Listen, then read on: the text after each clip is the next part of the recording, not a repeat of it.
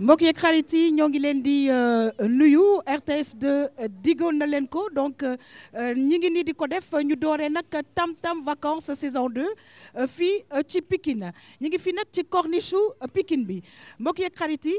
tey nag dañu am gan gu mag bu nga xamante ne bi danañ ko recevoir dans quelques instants muy monsieur le ministre Pape Gorgui Ndong mbokk yi moom mi nga xamante ne bi daal moom la ñu dénk mbirum banlieue bi waaye nag ci biir loolu xam ngeen ne banlieue bi lu ne daf fiy xew fii ci Pikine nag mbokk yi boo ca kanamee dinañu ñëw ak yéen ci li nga xamante ne bii moom mooy historique gu Pikine parce que nag laaj na téléspectateurs yi fii ci Sénégal ak ci bitim réew xam daal historique gu la ville de Pikine waaye bu nu jógee ci loolu mbokk yi dinañ ñëw ak yéen ci coup de cœur ku ne Pikine ne marché zinc ku ne Pikine mbokk yi daal di waxi tamit li nga xamante ne bii moom ay cuuraay ak ay tatouage kooku nag Fatma Diop moo ciy ñëw ak ñun mbokk yi bu nu jógee ci loolu nag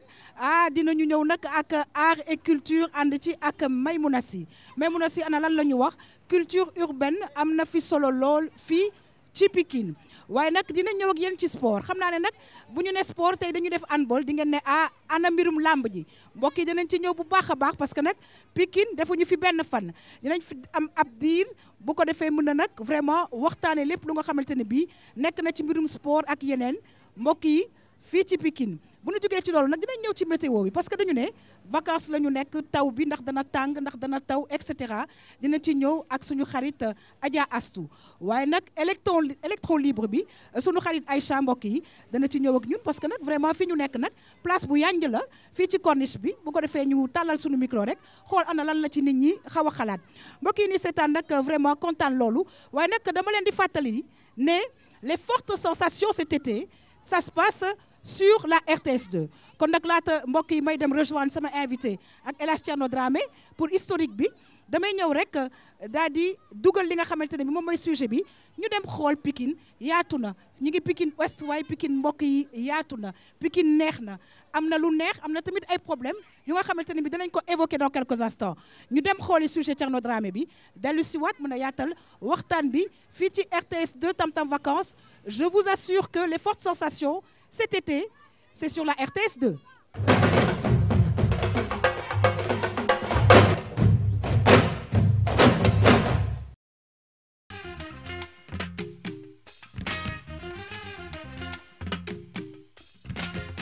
ñi ngi fi nga xam ni mooy Pikine boo ko déggee di département bu am solo boo xamante ne nii mi ngi nekk fii ci Sénégal rawatina Dakar Pikine nag ñu sanc ko ci atum 1952 jamono jooju la ko taxoon mooy ñu dëkkoon ca Colobane ñu jëlee leen fa ngir tabax li nga xam ni tey mooy allée Centenaire ñooñu ñoo fa njëkk a sanc Pikine nag di màgg ba tey mu doon ab ville. Découpage administratif bu département de Pikine mun nañ ko xayma ci ñetti arrondissement muy l' arrondissement de Dagoudane l' arrondissement des Niayes ak li nga xamante ni moom mooy arrondissement de Thiaroye maintenant chacune de ces arrondissements là est composée de communes ñi nga xamante ni ñoom ñoo nekk ci biiram loolu moom moo wundu ñuy wax le département de Pikine à 16 communes yoo xamante ni ñoom ñoo ko formé. Pikine bokk na ci gox-goxaan yi nga xam ni ñoo ëpp ay doomu aadama fii ci Sénégal ndax lu tollook 2 millions yi nit ñoo fi xëy saa su nekk loolu nag tax ba mu doon ville bu am solo ci wàllum économie ndax tey ku dégg Pikine dégg nga marché zinc dégg nga syndicat ak yeneen mu doon ay wàll yoo xamante ne ni doomu aadama yaay ci yëngu mu am nag lu am solo loo xam ne mi ngi koy def ci économie Sénégal. Sur le plan économique département bi nekk na département boo xamante ni dafay contribuer si développement wu Sénégal il y a énormément d'entreprises fii boo demee ba si route de Rufisque bi foofu ñuy wax zone industrielle di nga gis ni entreprise yu bëri ñu ngi fa di liggéey donc tout ça est coiffé par la ville de Pikine qui aujourd'hui a un budget estimé entre 5 et 7 milliards de francs CFA mu am ay marchés mythiques yoo xamante ni ñu ngi fii comme le marché zinc le marché de syndicat le marché de poisson boo xamante ni presque Ndakaaru lu ci ëpp dañ leen di ravitailler marché syndicat en fruits marché poisson en li nga xamante ni moom mooy jën comme Sénégal moom ceebu jën daf fi am solo lool ak li nga xamante ni mooy marché zinc di def loo xamante ni en termes de tissu ak yooyu mu am place bu am solo boo xamante ni am na ko au niveau de l'économie du département de Pikine. waaye nag yamul foofu ndax ku ne dëkkuwaay ni ña fa dëkk Pikine nag ci wàllum ressources humaines doon lu am solo ndax fii la artistes yu bëri soqeekoo ñu ci mel ni Nongolo ñu ci mel ni Boy Maroon ak ñeneen ay sportifs tamit ñu mel ni Eumeu Sène Ama Baldé ak ñeneen waaye tamit am na ay cadre administration yoo xamante ni fii la ñuy xëyee saa su nekk wala bokk fii la ñu soqeekoo. Pikine aussi am na de très hautes personnalités de l'État du Sénégal aussi des gens qui aujourd'hui ñoom daanaka li nga xamante ni mooy ossature administrative bu Sénégal ñoom ñoo fa nekk di ko doxal am na ci ñu bëri ñoo xamante ni mën nañ leen ci citer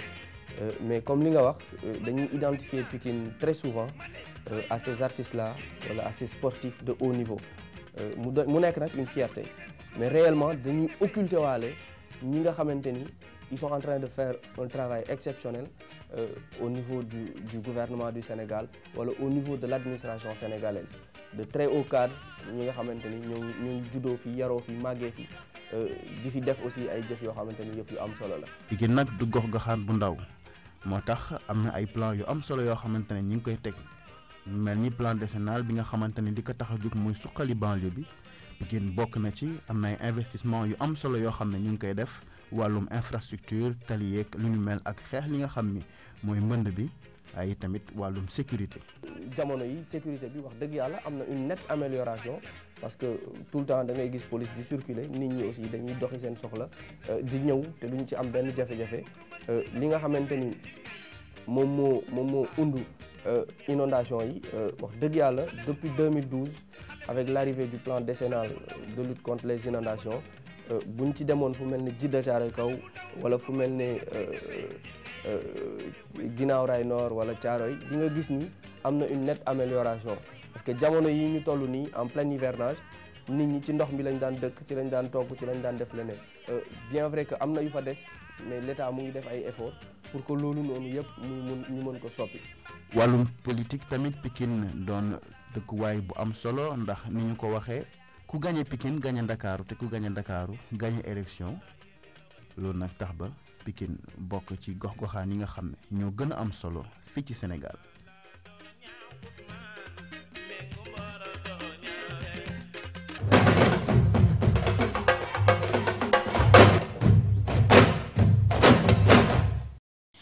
waa mbokk yeeg xarit yi gis ngeen nag sujet bi nga xamante ne bii suñu xarit El Hadj Thierno Dramé indil nañu ko ci Pikine donc wax na ko muy gox bu am solo ci Sénégal ci biir loolu nag laata nag may nuyu di jox kàddu gi sama xarit El Hadj Thierno Dramé di taskatu xibaar ñu dalal jàmm bu baax a baax mbokk yi ñu seetaan monsieur Pape Gorgui Ndong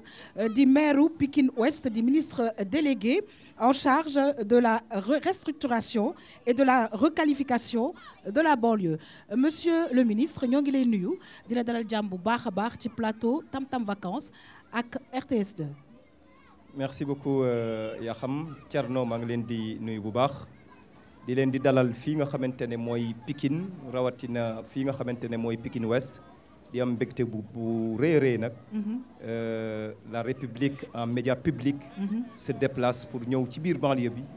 xamloo Sénégalais yi. potentialité yi nga xamante ne am na ci biir banlieue bi ñu ci am mbégte bu baax a baax. Très bien en tout cas c'est un plaisir pour la RTS2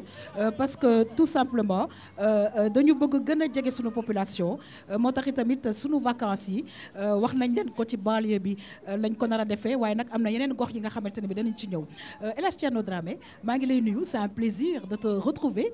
fii ci Pikine et surtout Tam Tam Vacances. maa ngi lay nuyu yaa xam. c'est aussi un plaisir. ànd ak toute l'équipe de la RTS2. comme ni nga ko waxee. xam nga ñun suñu slogan dañ koy répéter encore plus proche de vous. boo ko tekkee mooy fexe nu ngi leen gën a jege saa su ne. tout à fait te banlieue moom kenn mënu ko génnee Sénégal rawatina Pikine. wax nañ ko ci biir élément bi mu nekk département bu am solo. tout à fait waxuñu Dakar de mais Sénégal yëpp. donc defe naa bu ñu fi déplacé woo. du yoon la. ñun ñëpp ñu ñëw. très très bien yoon la monsieur le ministre nag ñu ngi ci corniche Pikine bi vraiment defar nañ ko nit ñaa ngi fiy def sport xale yaa ngi fiy fo waaye dafa mel ni nag ça reflète pas vraiment Pikine c'est-à-dire que nekk na gox bu nga xamante ne bi defar ngeen ko mu rafet waaye nag RTS 2 du yem fii rek dana dugg ci biir gox-goxaan yi pour xool li fi baax pour xool li nga xamante ne bi war nañ ko fee yokk fii ci Pikine waaye laata nag ñu dugg ci loolu xëy na ndax am na looy sànni ci wala looy yokk ci sujet bi nga xamante ne bi El Hadj Thierno Dramé def na ko ci la ville de Pikine. D'abord rafetlu bu baax a baax toute l'équipe de la RTS 2 bi nga xamante ne déplacé wu na ñëw ci biir banlieue bi tey yéen seen bopp gisal ngeen comment Pikine vous a accueilli. Oui. ci fii nga xamante ne tey mooy esplanade bu xale yi ñu fiy fo ñu fiy def émission loolu ñu koy rafetlu bu baax a baax après bi ma seetaanee reportage bi nga xamante ne def nañ ko ci Pikine sànq li ma ciy jàpp rek mooy li ci gën a am solo ci li nga xamante ne moo tënk ci lii Pikine di yëngu am na lu bare bare loo xamante ne Thierno relaté na ko wax na ko li ma ci bëggoon a yokk tuuti rek mooy Pikine mu ngi nekk ci 92 kilomètres carrés yoo xamante ne tey département bi moo ngi ko ëmb ci dernier recensement ANSD bi en 2013 nous sommes aujourd'hui à 1.179.000 et quelques personnes yoo xamante ne ñoom ñooy yeewoo ci biir banlieue bi boo xoolee nag ci biir banlieue bi contrée bu ci nekk aussi dafa am ay opportunités ak ay contraintes yoo xamante ne ñoom ñoo ci nekk ci yu bëree bëri gis naa tey Thierno relaté ko ci mais am na ci boo xamante ne jàpp naa ne bu am solo la bu nekk tey li nga xamante ne moo yore véritablement moteur de l'économie de la banlieue. Tout à fait. mu nekk tey l'artisanat. L'artisanat, les artisans sont très très très bien représentés au niveau de la banlieue donc jàpp naa ne loolu waroon nañ ko cee mën a greffé tuuti waaye tamit mu am nag ay nit ñu bëri référence yoo xamante ne ñoom ñoo fi nekk tey ONU am na benn prix boo xamante ne dañ ko def mu international muy capitaine Mbaye Diagne fii ci biir département Pikine la dëkk ci njàmbaaram ak léppam donc njàmbaaram moom rek mën nañ ci identifier ñi nga xamante ne ñoom ñoo dëkk ci biir banlieue bi ci wàllum njàmbaar. très bien loolu rek laa xamoon lu ma ci waroon a yokk. ni ko Thierno waxee nekk na département bu mag bu nga xamante ne bi am na lu ñu ci wax yaakaar naa ne am na ci li nga xamante ne dinañ ci ñëwaat parce que du benn émission bi lañ fiy def nañ fi def yeneen émission waaye Thierno sànq maa ngi xaw a wax ak tuuti monsieur le ministre ma ne ko ñu ngi ci corniche bi de wax dëgg yàlla corniche bi rafet na et cetera waaye Pikine nag yemul fii Pikine am na yeneen i gox Pikine am na ay problème Pikine am na yu nga xamante ne bi war nañ ko defaraat yow mi nga xamante ne bi yaa ñëwoon nag gëstu fi Thierno ma bàyyi la kàddu gi ak monsieur le ministre. dafa am solo parce que sujet présentation bi tënk la xam nga li olof Njaay naan li duub si nag bi yëpp xajul ci cin li. dëgg la donc lépp dañ koy sende parce que effectivement yaa xam wax nga ko sànq ñëw ñu fi pour benn fan rek ñi ngi fi ab diir. donc chaque fois. domaine yëpp dinañ ci dem mais xam nga bu ñuy wax Pikine dafa am luñ ko doon luñ étiquette bu ñu leen collé loon xam nga mooy Pikine yenn heures yi kenn sañu fa doxantu xam nga problème mu mbënd bi dinañ ci ñëw mais déjà problème mu sécurité bi tey monsieur le ministre boo ñu doon wax ci liggéey bi fan la toll est-ce que Pikine mi ngi wóor ba léegi wala est-ce que crainte yi nit ñi daan am c'est fondé jusqu'à aujourd'hui wala est-ce que ça évolue ba nit ñi mun nañ doxantu tranquillement sans craindre pour seen sécurité. jërëjëf Thierno xam nga dans la vie secteur yëpp ci processus lay nekk. de développement. boo xamante ne dafay nekk dans la continuité. am na ay jamono wax dëgg yàlla am na loo xamante ne étiquette bu ñu toppoon ñun waa Pikine. loolu nag il faut nga remonter waat un tout petit peu dans l'histoire pour xam lan moo ko waraloon. li ko waraloon mooy ci ni nga ko décrire ci document bi nga xamante ne tey relaté nga ko. tout à fait mooy bi nga xamante ne forte urbanisation am na ci biir Dakar département de Dakar.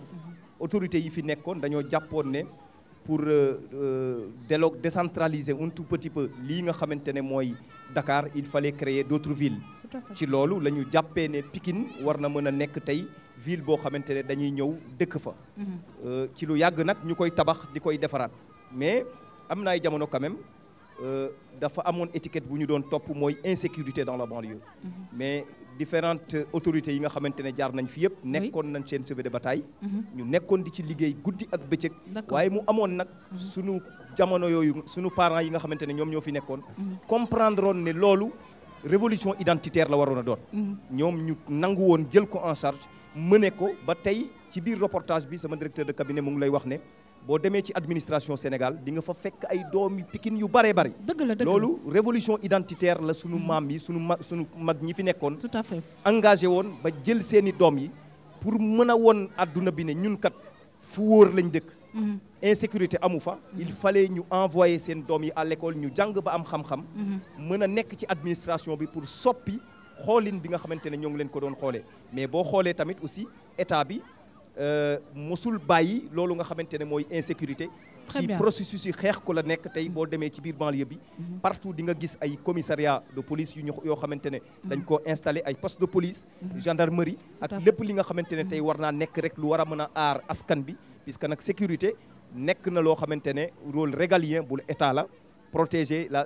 préserver la sécurité des personnes et des biens yëfi état la dolli ko nag les collectivités locales ñëw accompagner les pouvoirs publics ci loolu nga xamante ne tey mooy des brigades vertes yu nit ñi defandoo population bi aussi jàpp seen bopp ne ñoom ñoo war a bokk ci biir sécurité bi ba tey fii nga xamante ne fii lañ toog tey ci Pikine la bokk gis ngeen xale yi ni ñuy fooye nga xam ne insécurité moom kenn mënatu ko fee tudd donc population Pikine dañoo jàpp ne ñoo war a engagé combat bi pour defaraat seen ville bi am noo xamante ne noonu lañ leen war a xoolee. te yaakaar naa ne monsieur le ministre population bi jàpp na ci bu baax a baax kon nag ñu def rek lu dul aussi di nuyu vraiment ñi nga xamante ne bii ndeysaan xam naa bu nu seetaanee RTS 2 dinañu ay waay suñu Pikine bi waaw parce que nag on a des téléspectateurs yu nga xamante ne bii ñu ngi depuis l'étranger Thierno xam naa dinañu ñëw ci délimitation bi parce que ñu bëri dañu naan Pikine mais xamuñu fan la Pikine yem ak Pikine daal lan lay couvrir waaye laata loolu dañu am daal ku nga xamante ne bii muy Aïcha Touré nekk daal vraiment ci biir fi nga xamante ne bii corniche Pikine Ouest bi la vraiment Aïcha di daal tendre micro ay nit yu nga xamante ne bi ñoo ngi fi ngir rek ñu xool naka la ñuy passer vacances yi Aïcha maa ngi lay nuyu bu baax a baax. Aïcha Touré yaa xam na nga def. maa ngi sant bu baax Aïcha. waaye tey nag damay ñëw ci benn place boo xam ne ay jeunes ñooy fiy toog. waaw léegi man. je dis bonjour. ça va. Ali Diakhaté yow sa tante bi neexul Pascal léegi damay ñëw waa Tam Tam vacances RTS 2 man ak yaa xam ak équipe bi yëpp ñëw di leen laaj seen vacances naka lay demee Ali introduire gars yi ba pare non man moom sama vacances damay maintien rek waaw méttiwul naka may gis nga def sa caayin toog waaw mooy lii lañ fi am quoi waaw maintien ci corniche bi man interroger ki sant Diakhaté loo añee man ceebu jën Diakhaté rek nga mën a sant wax ma ci sa kiiw vacances bi vacances comme souvent on le dit après 9 mois yoo xamante ne nii da nga koy nekk ci cascade c'est-à-dire dem école ak retourné waat il est très normal donc durant les 3 mois nga am ci loo xamante ne ci nga évoluer donc jàng ak loisir ñoo ànd comme aussi liggéey ak vacances ñoo ànd c'est un moment de partage moment de communion boo xamante ne nii entre les jeunes dañuy toog au moins pour que routine bi nga xam ne manqué woon nañu durant les 9 mois instruction la affaire demee noonu xañ la ko da ngay mën a dem après te permettre avec les gars voilà passer du temps quoi. léegi sooy toog nii di wax ak gaañ ñi loo leen di waxtaan. waxtaan yi nag dinañ bari surtout am na ci ay échéances yoo xamante ne nii passé nañ ci le Sénégal donc dund nañ benn Sénégal boo xamante ne nii Sénégal mouvementé la donc à travers. Les scénarios politiques yi nga xamante ne nii jaar nañ fi donc y avait les législatives mais aussi on peut parler sport on peut parler tout li gën a yaatu daal mooy waxtaan bi ñu teg ko ci xel. c'est très bien léegi damay continuer yaa xam di interroger benn jeune boo xam ne benn genre entrepreneur la Pascal naka. Pascal gentil ah. gentil. ton nom est chiqué. gentil. daanaka ñëpp ah oui. Pascal dama ñëw fekk nga garé moto auto qu'est-ce que tu fais. waaw non Pascal benn jeune la boo xamante ne instant bi dama liggéey mais dama ubbi benn lavage professionnel di laver auto et tout ah waaw damay jaay auto damay jaay ay moto aussi voilà moo tax loolu lay def comme activité ensemble boo xamante ni liggéeyu ma quoi voilà. léegi est-ce que liggéey bi ngay commencer entrepreneuriat bi ça te rapporte de l'argent. waaw non affaire yi moom tout début. Il faut donner tous les sons, il faut tout nous dire ce soir là. Il faut nous dire c'est que tu gagnes tout ça là, ça c'est important. waaw mais xam nga instant bii yow boo ma gisee nii xam ne gagné gu ma dara. non ça se voit pas mon ami, il faut laisser ça. ah ndax sama yére 300 yi ma sol nii ah waaw mais nu muy demee mooy fii mu ngi doog a tijji day métti parce que début la quoi ñee ni ngi xaar ci kanam incha allahu rabbi quoi waaw affaire yi noonu lay demee parce que oto yi gars yi dañuy ñëw pour raxas waaw mais mën na ñëw naan li may fay ko dafa cher affaire yooyu donc. wàññi prix. waaw non prix wàññi nañ ko sans dépend ci courant Macky Sall bi Mon ami, on dit quoi? Samba. Samba comment? Samba Keita. Samba? Toi, tu es sûr que tu es sénégalais? Bon, ça fait longtemps. Tu aimes le Sénégal? Oui, j'aime le Sénégal. Non, je ne suis pas malien, je suis un Sénégalais. Ah, tu es sénégalais? Yachi, pardon, j'ai entendu Keita, pour moi c'est malien. Bon, les gars. Ah, ok. Tu es né au Sénégal. Keita, qu'est-ce que tu fais dans la vie? Bon, je travaille comme commerçant. Commerçant, loyer. Bon, barina, matériel de travaux, barina. Donc toi, tu vends tout quoi? Quincaillerie. Ok. Looy wax ci jeunesse sénégalaise bi. waaw jeunesse bi moom xam nga war nañ leen wax ni ñu changer quoi seen attitude ak ni ñuy dundee quoi. ñuy jullee. dundee quoi ndax boo xoolee àdduna bi léegi da nga yoree ba tas quoi ak travers xam nga internet beeg connexion WhatsApp beeg yooyu noonu léegi lu nekk ngay gis quoi moo tax. Message important, merci Keita. Merci. Oui, et puis voilà, avec ta tasse de thé, Aïcha. En tout cas, Aïcha, on voit que la jeunesse pikinoise, oui. daal vraiment ñi ngi góorgóorlu ku ci nekk ci fànn ba nga mën. yaa ngi koy def te xam naa ne RTS 2. dana ko fësal bu baax a baax. Aïcha, on te retrouve certainement tout à l'heure. Bisous. Merci beaucoup. kon nag mbokk yi di fàttali rek ne ñi ngi tam vacances fii ci Pikine Ouest ànd ci ak monsieur le maire de Pikine Ouest di aussi ministre. bi nga xamante ne bii mi ngi toppatoo mbirum banlieue bi Thierno sànq ñu ngi koy wax parce que nag Pikine ku fi ñëw léeg-léeg faaw nga laajte xam nga sànq ci sa biir reportage yaa ngi koy wax 3 zones si je ne me trompe. 3 arrondissements. Voilà donc communes. voilà ñu xool un peu délimitation Pikine exactement. waaw fu mu commencer je pense que lu am solo la tey buñ ko dee xayma parce que bëri na ay zones yu ko wër yu mel ni ay Kër Massar yu bëri. te dafa mel ni yooyu yëpp sax finalement booy xool sur le plan administratif ñu ngi dépendre ci Pikine. effectivement Thierno Yaxam c'est vrai que ñu bari dañuy jaawatle Pikine puisque boo waxee Pikine rek en général dañ lay daggal frontière Pikine ak Kër Massar wala Yëmbal te xamuñu ne en réalité Pikine 92,5 kilomètres carrés la dalee ko ci Dalifort ba fii nga xamante ne mooy Kër Massar. waaye tamit ci largeur bi dalee ko fi jóge Malika ba fa nga xamante ne moom mooy Mbaaw donc booy xool ci niñ ko diviser 3 arrondissements la l'arrondissement de Dagoudane boo déggee arrondissement de Dagoudane nag foofu la premier Pikine nekk d'accord puisque dafa am premier Pikine maanaam fi nga xamante ne foofu la nit ñi njëkk a tuddee Pikine foofu mooy premier Pikine mooy l'arrondissement Dagoudane nga xamante ne 7 communes de plein exercice ñoo ci nekk deuxième arrondissement di arrondissement de Thiaroye nga xamante ne 5 communes ñoom ñoo fa nekk ak l'arrondissement des Niayes nga xamante ne maintenant 4 communes ñoom ñoo ci nekk en tout yëpp nekk 16 communes donc boo jàppee Dalifort ngay jóge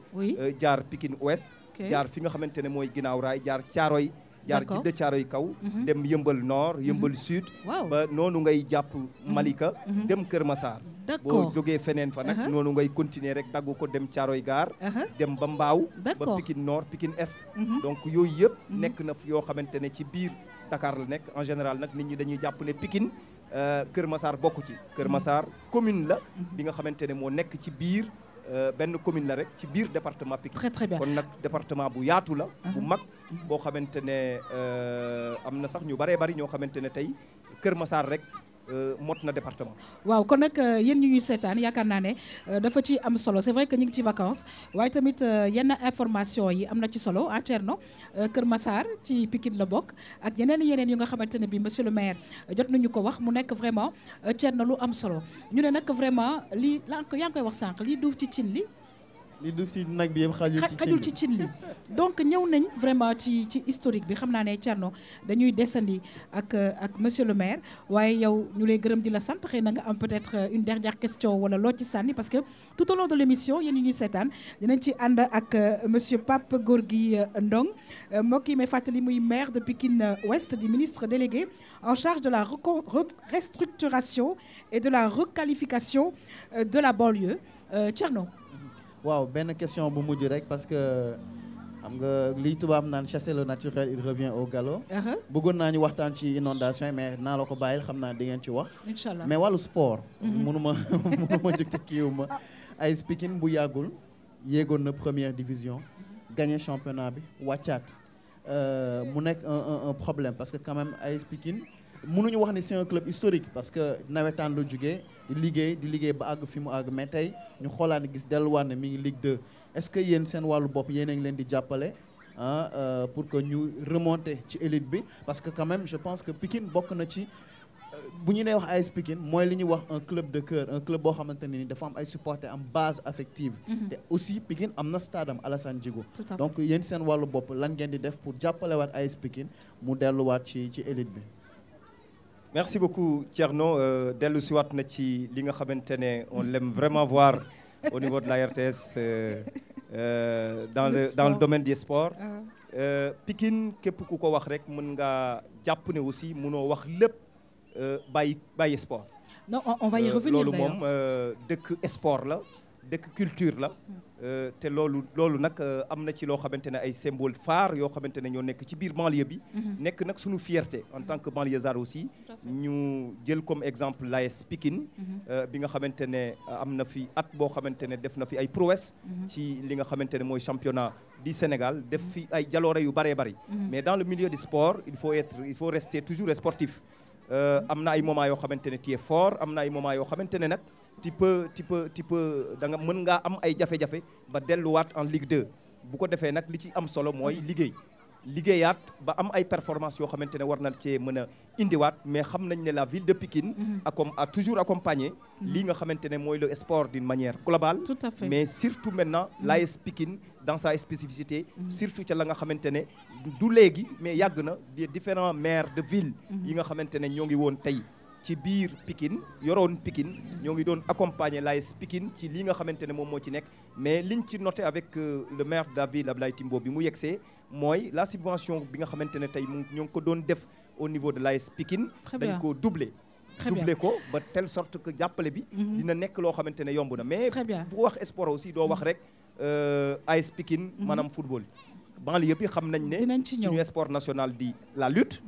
lu am solo ci biir réew la waaye banlieue bi nag regorgé na un potentiel énorme en termes de talent ci boobu boo dem ñëwee Pikine fii ngay fekk Ama Baldé fii ngay fekk Eumeu Sène fii ngay fekk Boy Niang fii ngay fekk en tout cas les ténors de la lutte sénégalaise donc moo tax alors monsieur le ministre arène bi tout à côté di la fàttali rek di fàttali téléspectateurs yi ne suñu premier jour mooy tam-tam vacances ñi ngi ko démarré Pikine waaye nag Pikine dañ fi desandi ci benn gox la ñu nekk dinañ dem ci yeneen gox gi sànq junj nañ ko mbirum sport dinañ ci ñëw largement xam nañ ne Pikine ku ko wax nag làmb wax dëgg yàlla ñooñu ñëpp dinañ def góorgóorlu pour seeti leen Thierno en tout cas maa ngi lay remercier et Inch'Allah on te retrouve très bientôt parce que di fàttali dinañ dem ci yeneen gox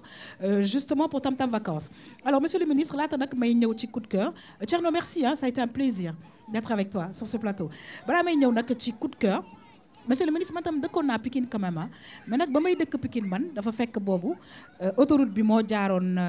côté bële Cité Lobatt Fall kenn tabaxagu ko est-ce que yaa ngi fàttali ko filao yi ak ñi doon jaay koko ci yoon bi waaw loolu yàgg nag kon nag c'était juste une petite parenthèse mbokk yi ñi seetaan di fàttali nag ne yéen ngi ni ñuy jot ci canal 5 bu TNT bi ñu new ñu nag ak coup de cœur dans quelques instants ñu recevoir Fatma Diop waaye nag dafa doxantu woon fi ñuy wax marché Zinc Fatma Thierno Dramé moo ngi koy wax ci reportage bi kenn du wax Pikine te da wax marché Zinc waaye ci biir marché Zinc nag la fa am mbokk yi bëri na waaye tey nag dañoo xaw a choisir tuuti li nga xamante ne bi jigéen ñi xaw nañ koo farataal léegi muy vraiment li nga xamante ne bi moom mooy ay tatouage waaye tamit mbir yi nga xamante ne bi dañ koy taalee tuuti cuuraay ñu dem xool reportage bi recevoir suñu xarit Fatma Diop merci à vous.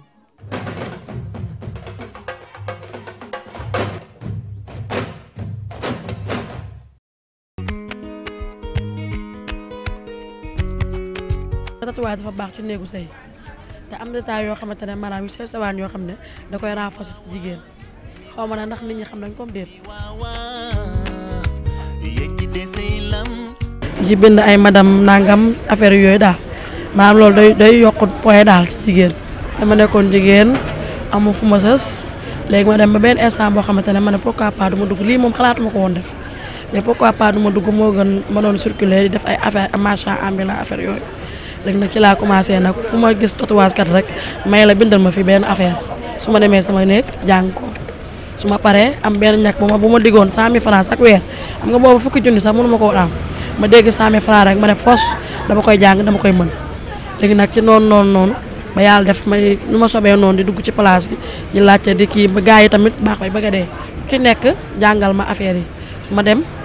affaire bi mokk nag ci la ma ñàkk bi commencé fay 100 000 francs man nag ma gën cee góorgóorlu xam nga suñu maam yi njëkk dañ doon wax fuddan bu verte bi moo gën mais bii à la forme maanaam ki nga xam ne dafa yàqamti muy voyager wala mu leer ko ne mënul toog ci fuddan bi te muy am fenn fu muy dem bii lay def.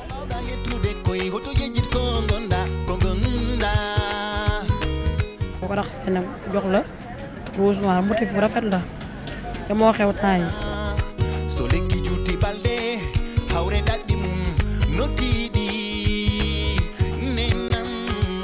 am na ñoo xam ne seen teint dafa ñuul ñu bëgg mu génn xam nga maanaam dañ koy créer rek affaire bi créer la rek bu woowee dañ koy raxas ak ndox ak saabu am set.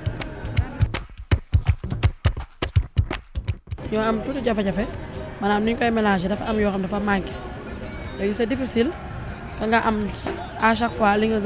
bëgg léegi moom ci dañuy xaar mu woo.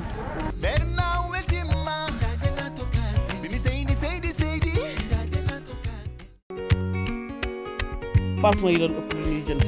genre yi ay Gilka ak parfum de chambre yoo xamante ne légère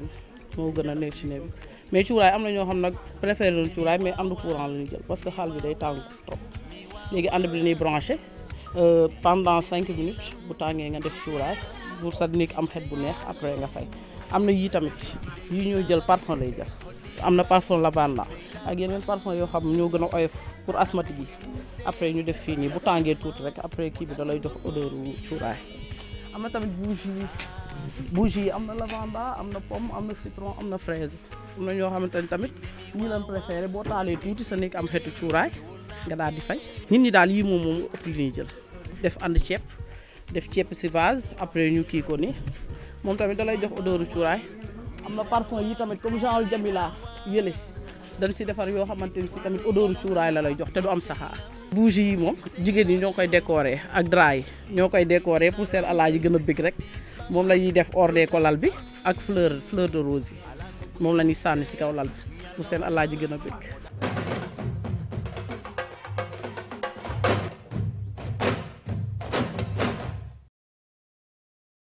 xarit nag ñoo ngi gërëm di sant bu baax a baax Fatma mi ñu demaloon fële ca marché Zinc waaye nag di leen fàttali nag diffusion wu Tam Tam Vacances ce sera après le journal de 20h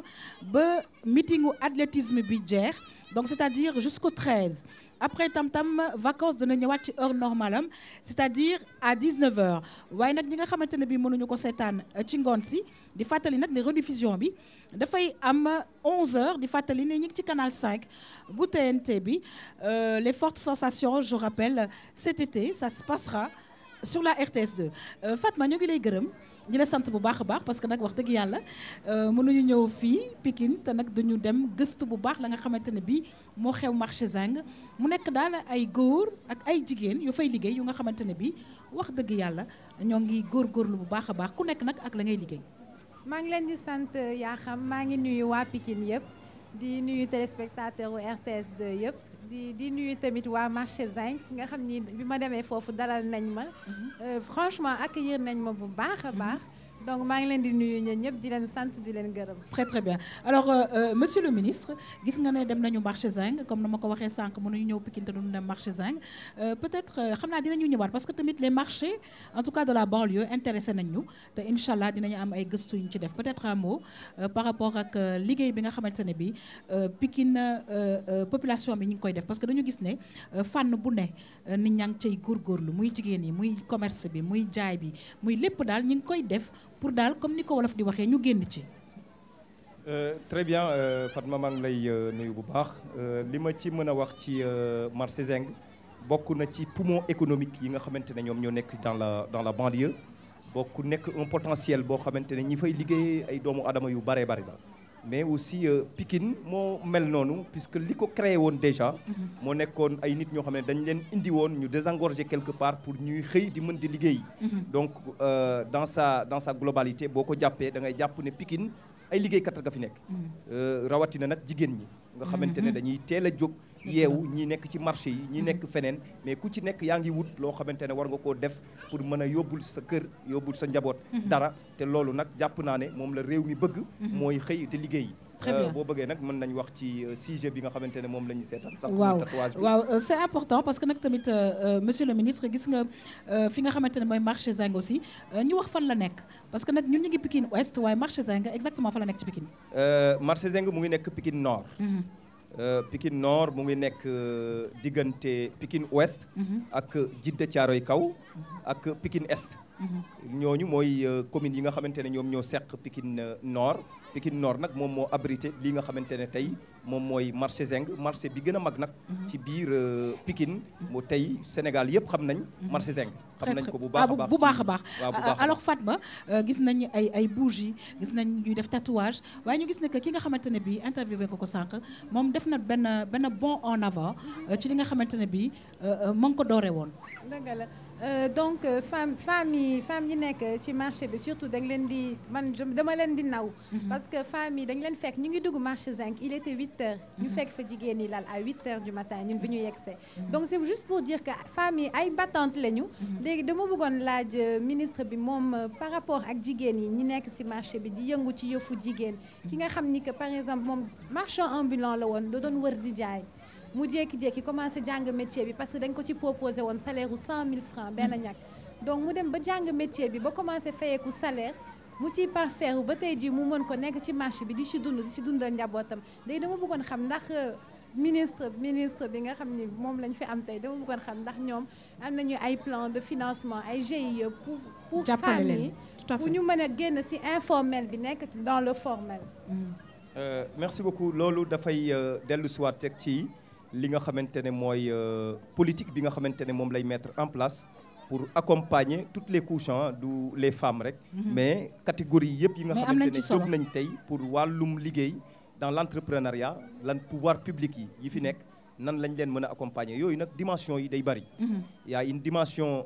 gouvernement am na dimension aussi locale tout à fait locale au niveau de la ville mais am na dimension sax bi gën a locale mooy au niveau des communes d'accord tey boo jàppee gouvernement du Sénégal mettre na en place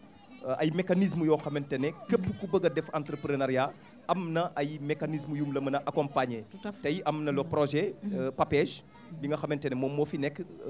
gouvernement du Sénégal di ko dérouler muy accompagner ñëpp ñi nga xamante ne tey ay femmes lañ bëgg a dugg ci lii nga xamante ne mooy entrepreneuriat pour le financement des femmes mais aussi au niveau de la ville de Pikine avec le maire de la ville am na tey avec le FONGIP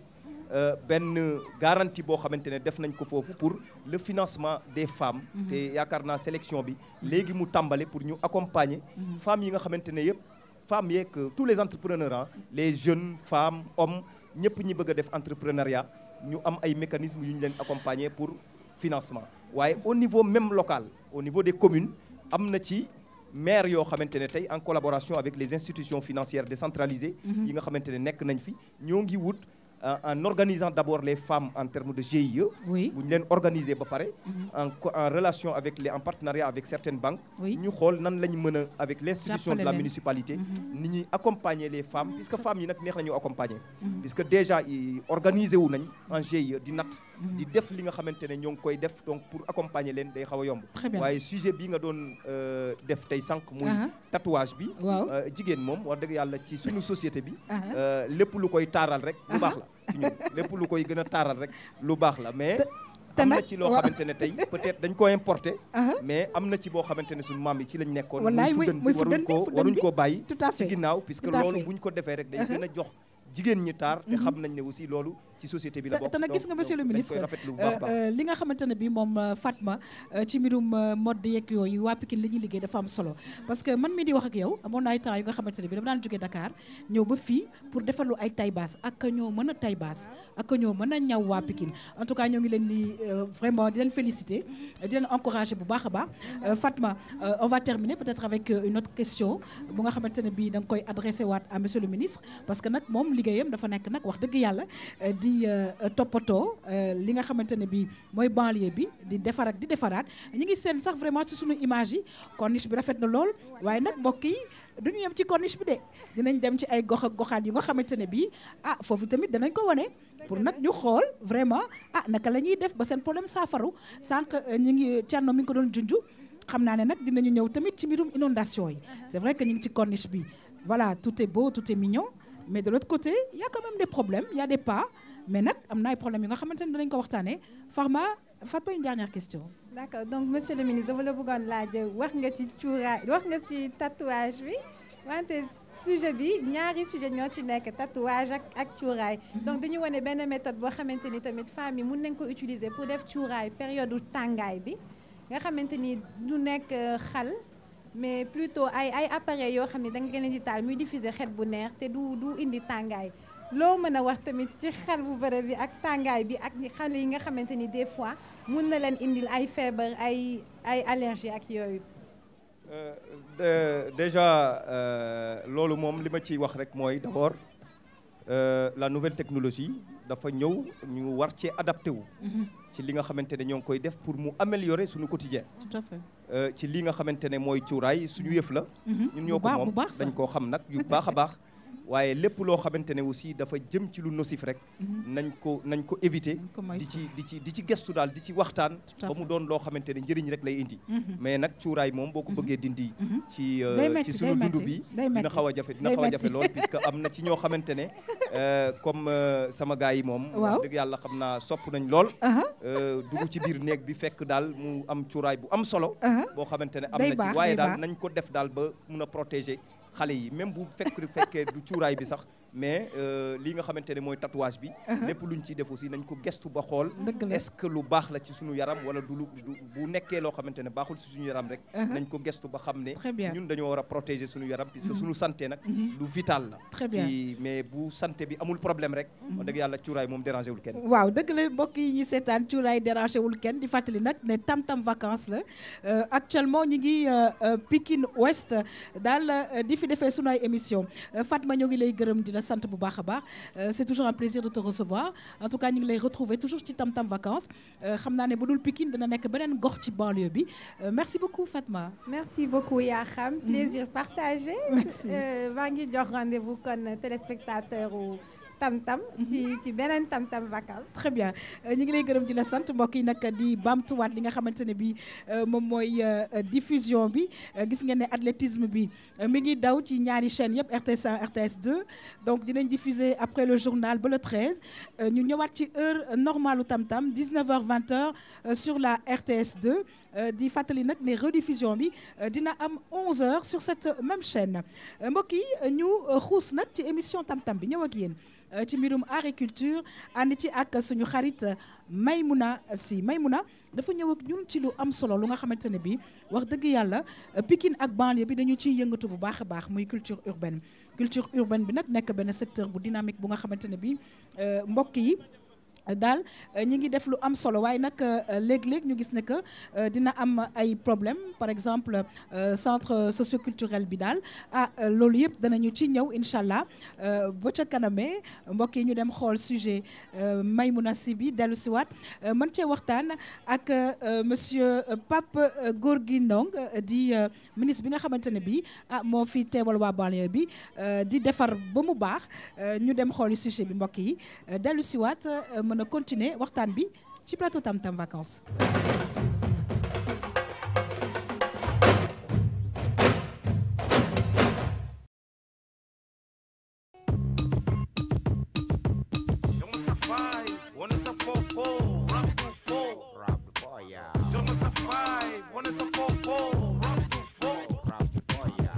waaw culture urbaine ci banlieue xam nga buñ ne Jamaïque ñëpp dañuy xalaat reggae bu ñu nee Brésil nit ñi xalaat football bu ñu nee Sénégal am na lu nit ñi war a xalaat surtout bu ñu nee banlieue bi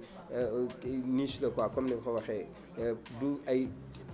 acteurs culturels rek ñoo fi nekk nag mais bëri na fii ñoo xam ni fii la ñuy yeewoo wala fii la ñu jógee quoi mais des fois dañuy dem après parce que par manque d'infrastructure tey amul salle de spectacle bu mën a accueillir benn artiste biir Pikine amul. ville bu toll ni Pikine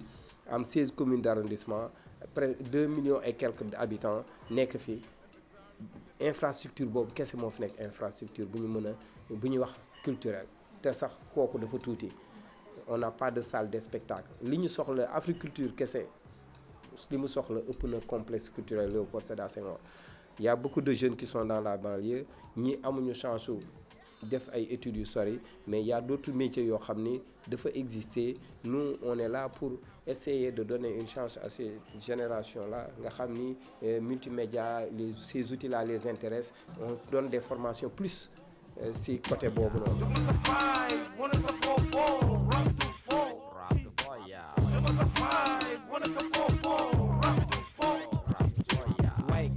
bu ñuy wax culture urbaine du woykat bi wala tëggkat bi kese mais il y a des métiers yu nekk ci biir hier il y avait des jeunes qui faisaient des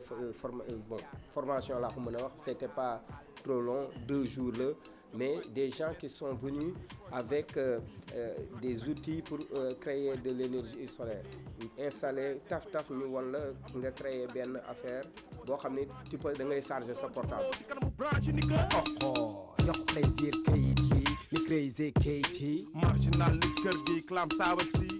Je suis un master. Voilà, donc on a cherché sur le net quelle est la structure en tout cas qui travaille parce que j'ai un sujet de stage qui est la production musicale de bonne qualité et puis l'organisation des concerts et des festivals. Et j'ai quand même eu la chance, aujourd'hui j'ai 2 mois, ça me reste 1 mois encore. Pendant ces 2 mois-là, j'ai appris beaucoup de choses que, en tout cas... Quelle appréciation vous faites de ce que vous avez vu ici durant ces 2 mois-là? Alors l'appréciation c'est quoi? La première c'est que je suis bien accueilli. Quand je suis venu ici, c'est comme je suis ici au Niger, je suis tombé vraiment dans des bonnes mains grâce à Amadou Falba qui est mon maître de stage actuellement, c'est lui mon tuteur de stage. Voilà, les portes étaient vraiment ouvertes, on m'a accueilli bien. Et je suis quelqu'un de curieux, je pose tellement de questions. Et les gens sont vraiment patients, ils acceptent que je pose des questions. Même Matador, qui est le fondateur de la structure, je tape sa porte, même si c'est la nuit, il m'ouvre la porte, je rentre, je pose tellement de questions. Donc aujourd'hui, en tout cas, je suis aguerri, quoi.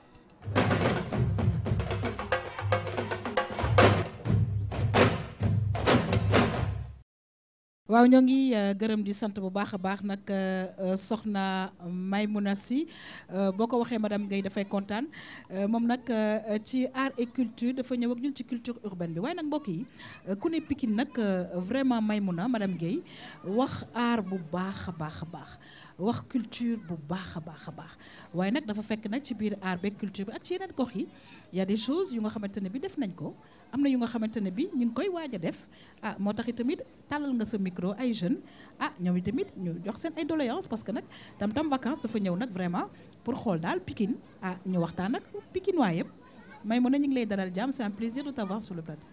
merci beaucoup Yaxam le plaisir est partagé saa su ne comme ni ma koy waxee rek mbégte la ñu jël ko joxaat ko téléspectateurs yi nga xam ne ñoom ñoo ñu safoo di ànd ak ñun saa su ne ni nga ko waxee nag dañ ñëw Pikine te ñëpp xam nañ suñu slogan encore plus proche de vous gën a jege askan wi ku ne Pikine nag xam ne mbirum suñu mbaax laay wax léegi dootuma waxati aada ak cosaan ndax Pape Massène Sène ma koy nuyu au passage nee na ma aada ak cosaan firiwul culture en wolof suñu mbaax waaw nee na lépp loo xamante ne lu baax la rek dëgg la nee na moo gën a jekk daal kon bu ñu ñëwee Pikine waaw war a wax ci wàllu culture junj nga ko sànq musiciens yu mag yaa ngi fi fecckat ballet yu mag yaa ngi fi mbër yi ci lañ bokk théâtre kat yaa ngi fi wante tamit ñi nga xamante ne ñoo nekk ci secteur u hip hop ak culture urbaine ñoom tamit ràññeeku nañ ci bu baax a baax looloo tax ñu ñëwoon defoon reportage boobu noonu reportage bi nag ñu ngi ko def soriwul dara ak fi ñuy enregistré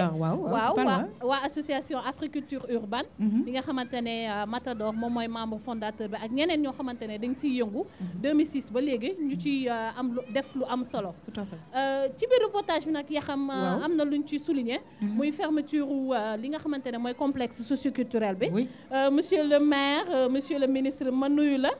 waaw su ma juumul nag complexe socioculturel boobu ci sa territoire la bokk xam nañ ne naam mairie de la ville moom mooy toppatoo loolu wante la culture reste une compétence transférée li nga xamante ne mooy liggéey bi jëm ci wàllu réflexion bi ak liggéeyaat boobu noonu ndax mën nga ñu cee dénk dara ba xam ndax ñoom ñu ngi jooy de nee nañ moo nekkoon seen lieu de rencontre lieu d'échange acteurs culturels yi nga xam ne ñoo nekk fii ci gox bi dëgg la madame Mbaye maa ngi lay nuyu bu baax a baax di la sant yow itam ci domaine boobu nga xamante ne dugg nga ci muy domaine bu am solo ci biir banlieue bi wallaay dëgg la ku wax Pikine tey wax la culture wax sunu mbaax comme ni la ko sa professeur waxee man jàpp naa ne noonu lañ ko war a waxee d'ailleurs puisque ci domaine boobu nag banlieue bi da cee bari talent lool trop ci domaine yëpp nag nga xamante ne tey bi nga xamante ne moom nga ci jot a visité gum rek muy la culture urbaine ñu am ci nag ay artistes yu mag yoo xamante ne ñoom ñoo njëkk a révolutionné quand même culture urbaine fii nga xamante ne mooy ci biir réew mi ñëw teg loo xamante ne dafay permettre jeunes yi nga xamante ñoo nekk ci boobu secteur lan moo mën a éclore talent bi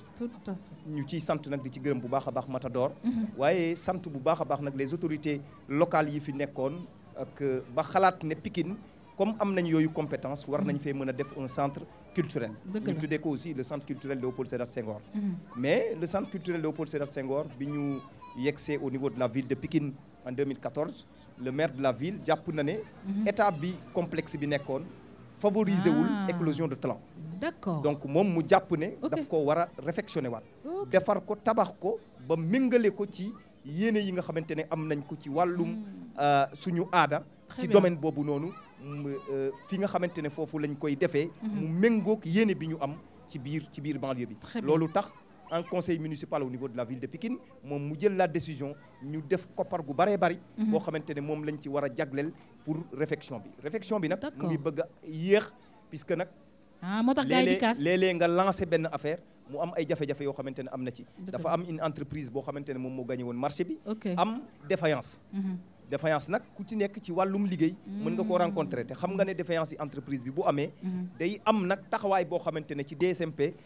taxawaay boo xamante ne ci yoon rek nga ko mën a teg pour loolu nga xamante ne ñu lever ko pour mun koo jox keneen ñu mën a yeggali loolu nag ay procédure légale lay topp procédure légale yooyu nag au niveau du conseil municipal de la ville de Pikine avec le maire de la ville de Pikine ñoo ngi koy topp pour lii nga xamante ne mooy ñu reprendre liggéey bi mais loolu xam nañ ne ay jafe-jafe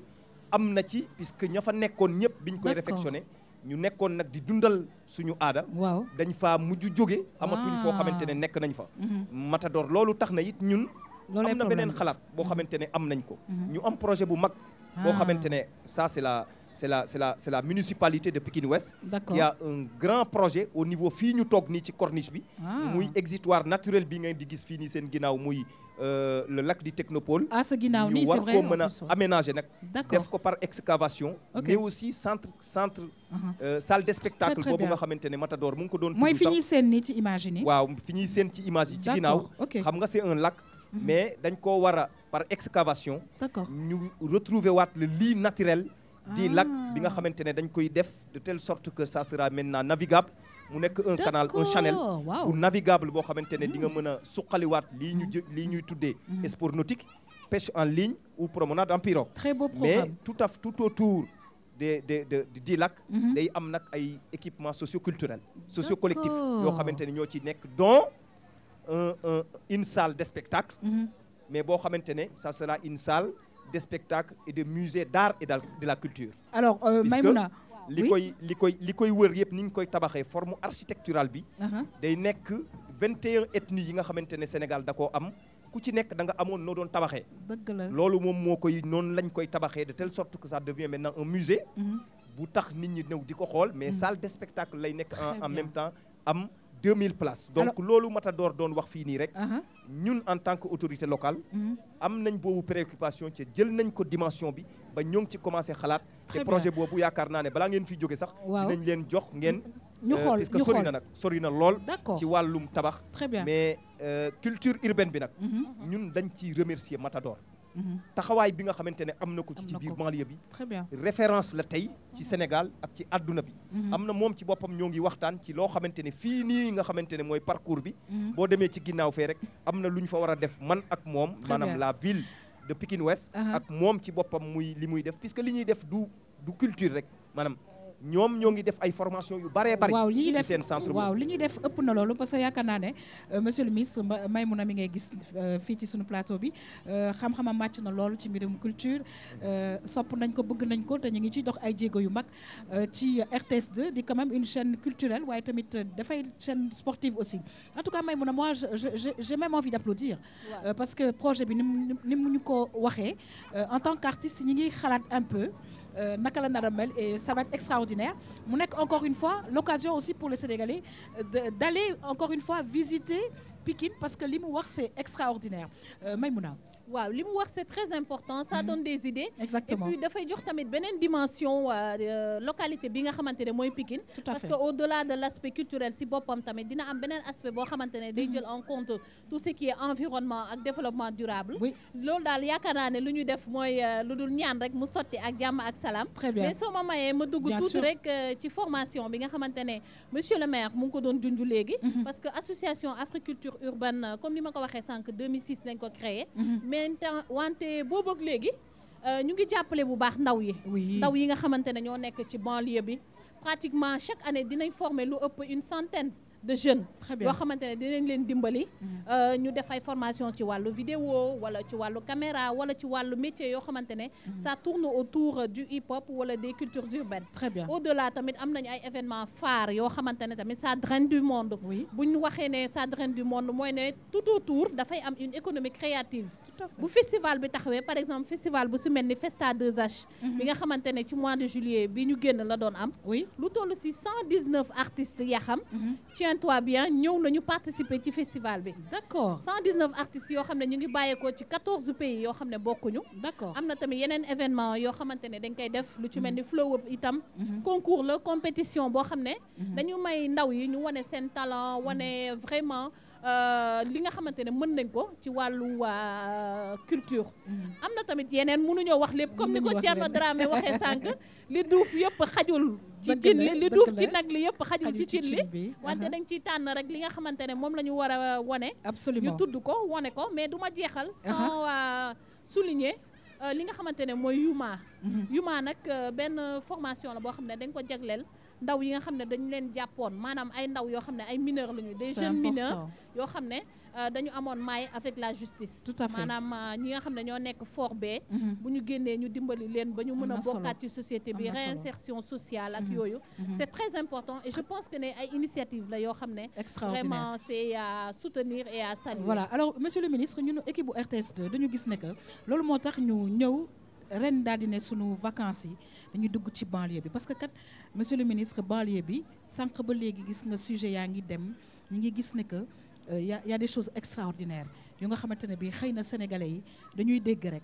dañuy dégg Pikine dañuy dégg Guédiawaye dañuy dégg yeneen i gox waaye xamuñu liggéey bi nga xamante ne bi nit ñaa nga fay def te nag RTS fas yéene mbokk yi ci semaine bi en tout cas fësal loolu lépp commencé Pikine dem ci yeneen gox monsieur le ministre yaakaar naa ne ñàkk xam RTS 2 wóorul. loolu lu leer la en tout cas xam naa ne waa banlieue bi bu ñu yeewoo ba commencé leen seetaan ci télé bi. di ngeen xam ne mën ngeen fi am audience ci auditoire boo xamante ne wala spectateur yoo xamante ne. vraiment xam naa ne moom audience bi pic bi dina nekk. ci pic bu extraordinaire. mais lii dafay wone seen slogan bi plus proche. encore plus proche de vous. encore plus proche de vous. da koy firndeel puisque nag ñëw ba ci biir banlieue bi. loolu dinañu permettre ñun ñi nga xamante ne sunu liggéey. ci biir banlieue bi mooy wone beneen xar kanam bu banlieue bi. maanaam wone beneen visage yi banlieue bi xeex ba jël sunu banlieue bi muy département Pikine ñu positionné ko. au niveau national mu nekk parmi les plus belles villes du monde. wa parmi les plus belles villes du Sénégal. donc lii bu ngeen koy def da ngeen ñu ci jàppale. ñun ngeen di jàppale pour wone potentiel bi nga xamante ne moom moo ci nekk mais aussi dama bëggoon rek balaa muy tëj. sunu chronique bi sunu aada. sunu mbaax sunu mbaax. ma wax leen ne rek la ville de Pikine aussi am na un important projet. boo xamante ne c'est le centre des cultures urbaines. le centre des cultures urbaines en collaboration avec l'association des cultures urbaines bi nga xamante ne Matador moom moo ko jiite. avec la ville en Allemagne boo xamante ne dañ ko war a engagé pour lii nga xamante ne mooy un grand centre nag bu mag a mag boo xamante ne tey c'est en collaboration avec l'association des cultures urbaines ñu ci nekk di ci dox puisque xam nañ nag préoccupation banlieue xam nañ aussi nit ñi réponse yi nga xamante ne war nañ ko mën a indi mais liggéey perpète continuité la rek processus la boo xamante ne dañ koy topp benn par benn développement yombul en tout cas kontaan nañ ci parce que defe naa ne lañ ci jublu mooy vraiment gox yeeg goxaat yëpp nekk Sénégal développé te nag télévision nationale di le groupe RTS fas yéene nag di wane lépp lu nga xamante ne bi war nañ cee mën a jàpp pour que nag population bi non seulement informé wu mais nit ñi gis ne ne que ñun daal vraiment ñoom ñoo ñu tax a jóg Maïmouna ñu ngi lay gërëm di la sant bu baax a baax da ngay toog ak man waaye monsieur le ministre c'est vrai nag ba ca kanamee dañuy ñëw ci météo xam nga lu tax parce que xam nga ni ngi ci hivernage bu nu waxee météo ci hivernage bi xel day dem ci taw bu nu waxee taw xel day dem nag ci inondation parce que nag Pikine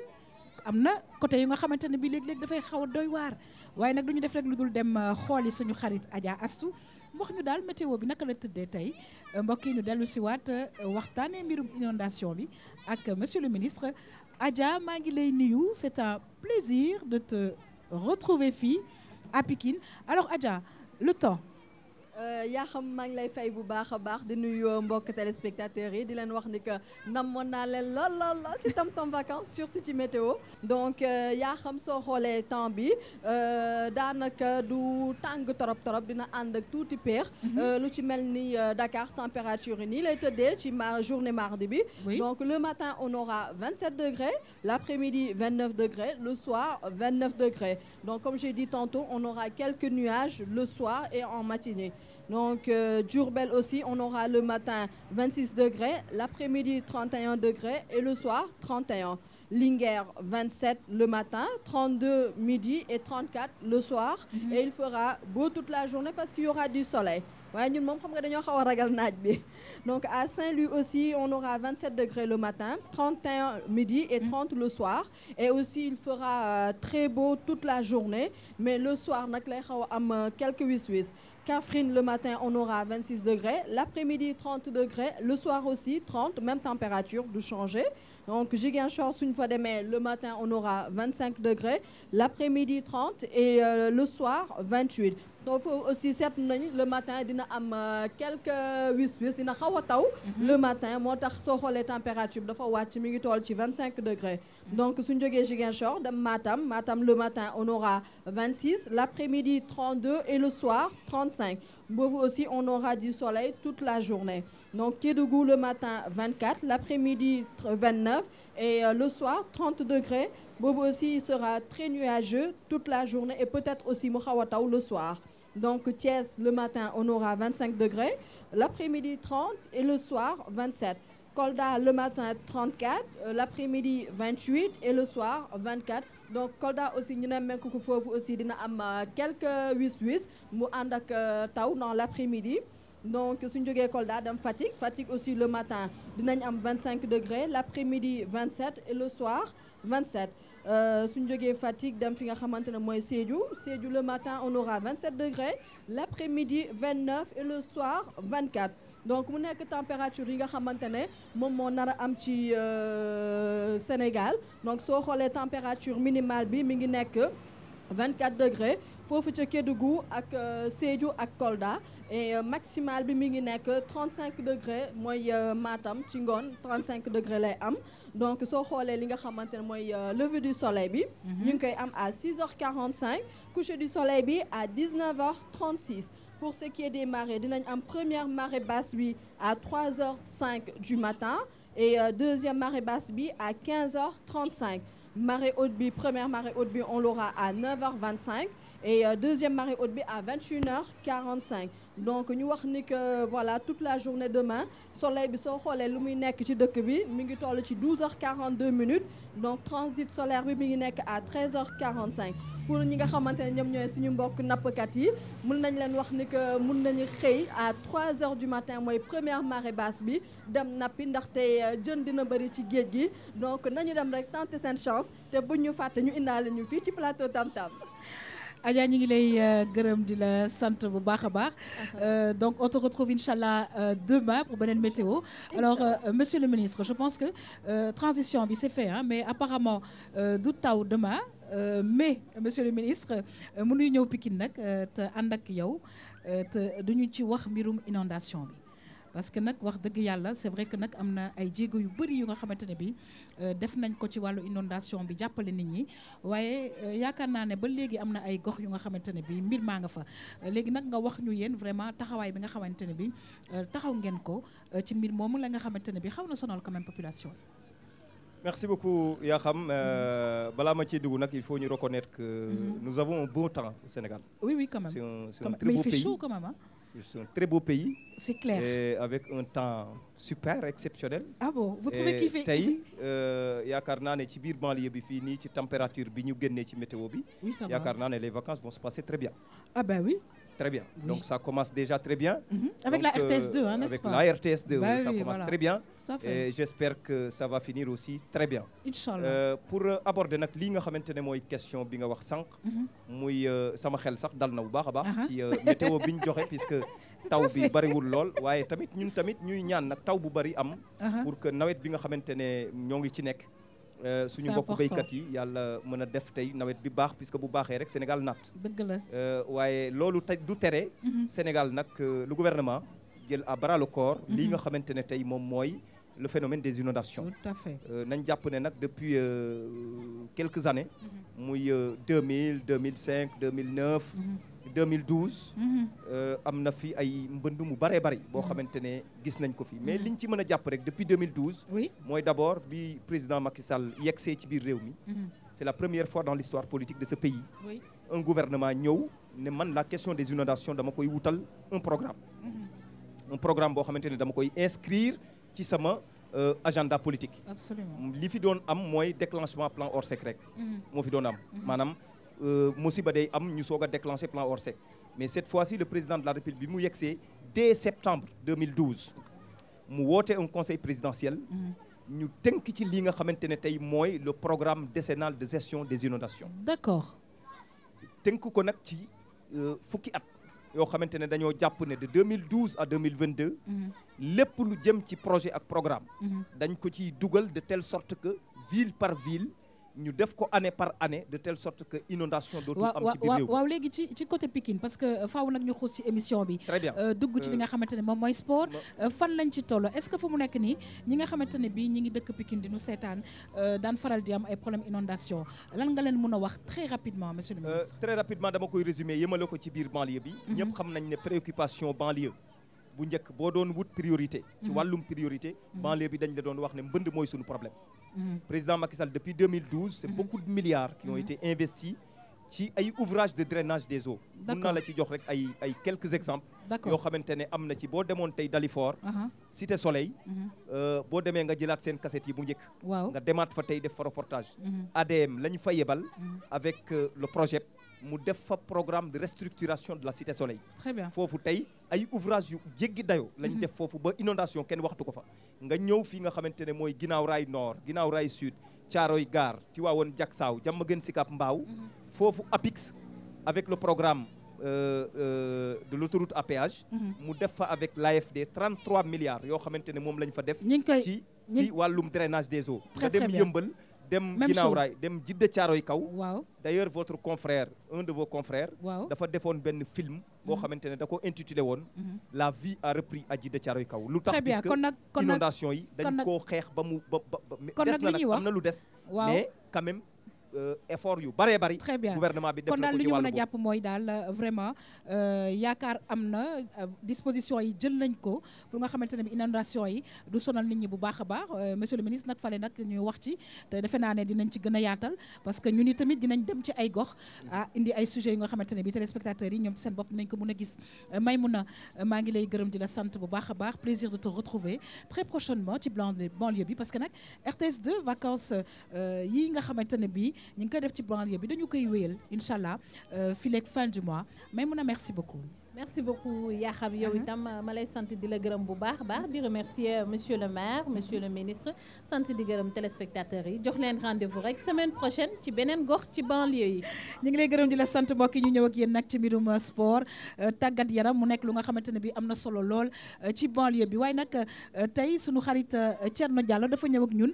ci benn sport bu nga xamante ne bi am na ci banlieue bi aussi muy mbirum handball xam naa ne nag dañuy dem xool sujet bi recevoir Thierno waxtaan ak moom nag ak monsieur le ministre nag ci mbirum sport mbokk yi di fàttali tam-tam vacances RTS 2 ñu dem dellu siwaat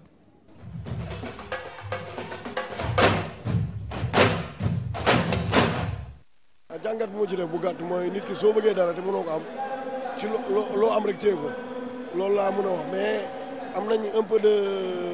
mécontentement parce que li ñu bëggoon amuñu ko mooy représenter Afrique au niveau mondial mais néanmoins xale bi ñu waxtaan ak ñoom comprendre nañ peut-être lu ñu manqué tuuti mooy chance aussi am na tamit am na yoo xam ne mënuñu ko maîtriser mooy ci affaire catégorie d'âge yooyu bëgguma ko tudd mais ba ñu xoolee ba ci biir vidéo yi xam nañu xale yi suñu respecté woon les critères de compétition Sénégal dina dem fu sori et mënoon naa wax mooy gagné ko compétition bi incha allah. ba ñu perdre démb demi-finale bi méttiwoon na trop ci guddi gi pour xale yi ñu remobiliser parce que am na ñoom ne sax nañ ñuy bàyyi mais man sa entraîneur benn instant maa ngi toog benn moment waxuma je suis resté presque 2 heures sans waxtaan ak xale yi mu jaaxaloon lool mais ba ñu ñëwee ba waxtaan suñu biir xale yi nee nañu dañuy jéem a gagné demi-finale bi au moins pour sauver organisation parce que dëkk organisé ba pare yéegoo ci podium bi dafa rafetul maintenant Mozambique lañ jëm jouer équipe boo xam ne jotuñu jouer moom ci compétition bi mais métti woon na trop mais finalement ñu ñoo gagné par 3 buts d'écart 29 à 26.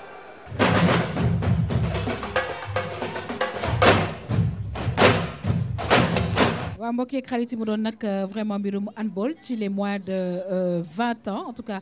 ñuy am mbégte loolu nag ci banlieue bi di recevoir suñu xarit Thierno Diallo Thierno ñoo ngi lay nuyu c'est un plaisir génn studio bi ñëw vacances tam-tam yi nga xamante ne bi ñoo ngi koy fas yéene def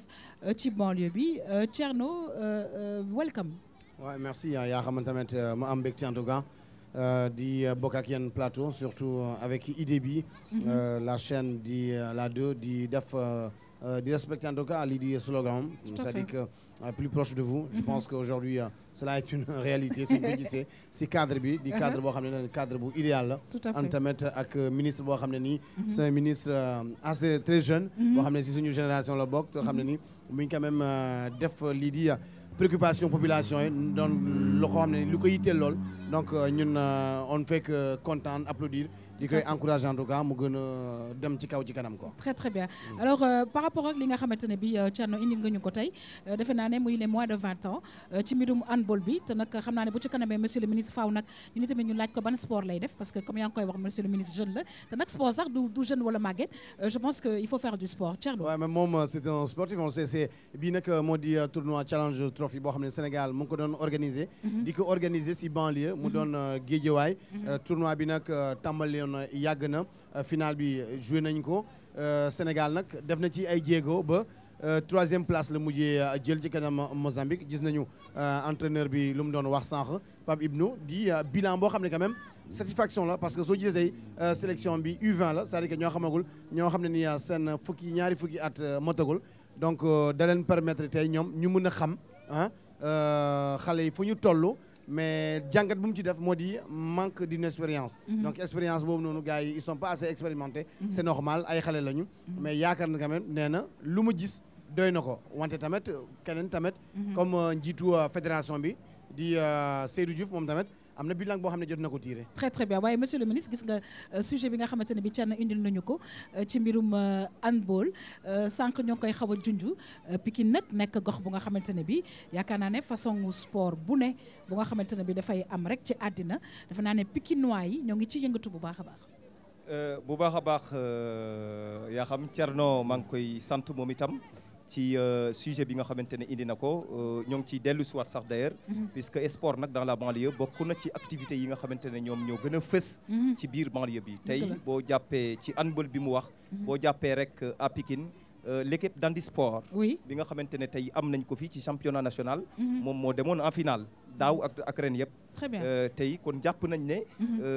Pikine regorge énormément de talent sur le plan sportif mais ci handball bi aussi am nañ fi ay club yoo xamante ne ñoo ngi fi éparpillé wu un tout petit peu partout au niveau de la banlieue lépp loo xamante ne ñoo ngi ko ciy def aussi ñoo ngi leen di accompagner pour permettre leen lépp loo xamante ne rek mooy performance ñu mën koo am waaye ñun jàpp nañ ne ñun daal ay pourvoyeurs yu mag a mag lañ ci lii nga xamante ne mooy sport national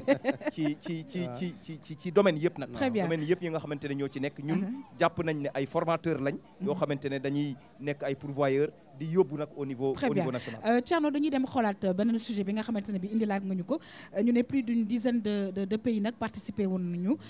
président fédération sénégalaise de hand nag moom daal li mu wax daal mooy daal c'est positif voilà côté nag organisation compétition bi Thierno ñu dem xool ko dellu si waat xam naa ne nag Thierno ci biir sport bi am na question yoo xam ne war nga ko mën a poser monsieur le ministre maire de Pikine Ouest mbokk yi ñu dem xool sujet bi dellu si waat. Sénégal li mu wane mun na am na capacité organiser compétition senior bu mag